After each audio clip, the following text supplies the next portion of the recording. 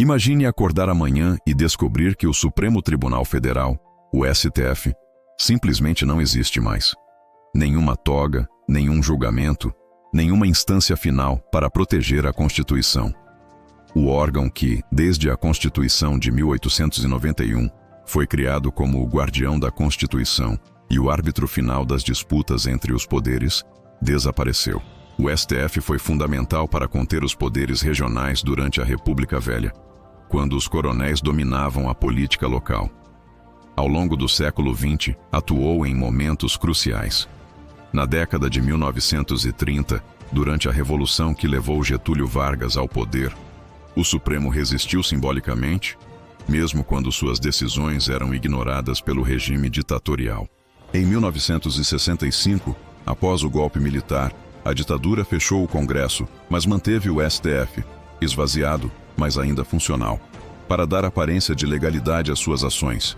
Em 1988, com a nova Constituição, o STF ganhou ainda mais poder, passou a controlar a constitucionalidade das leis, julgar autoridades de alto escalão e defender os direitos fundamentais previstos no artigo 5º.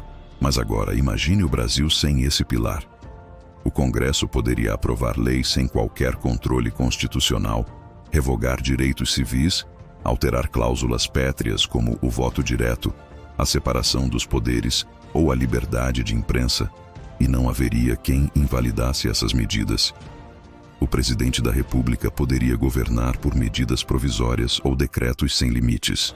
O STF foi essencial, por exemplo, para conter tentativas de expansão do poder presidencial, como no impeachment de Fernando Collor, em 1992, ou na contenção de decretos abusivos em governos mais recentes.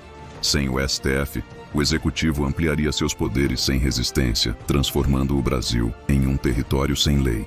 Nos tribunais inferiores, as decisões judiciais seriam descentralizadas, e cada estado poderia tomar decisões contraditórias sobre temas fundamentais. O que fosse permitido em São Paulo poderia ser proibido no Pará. A justiça se fragmentaria, criando um ambiente de insegurança jurídica total. Historicamente, países que extinguiram ou enfraqueceram seus supremos tribunais caminharam rapidamente para o autoritarismo.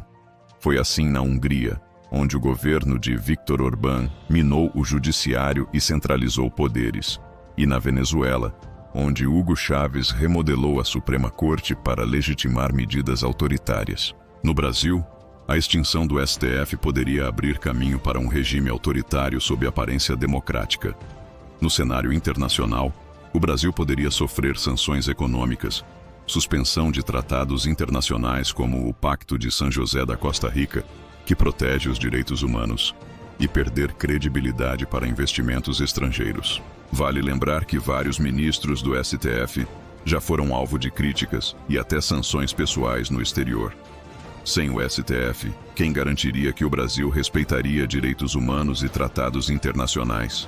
O fim do STF não seria apenas uma mudança institucional, seria o desmonte da ordem jurídica e democrática brasileira.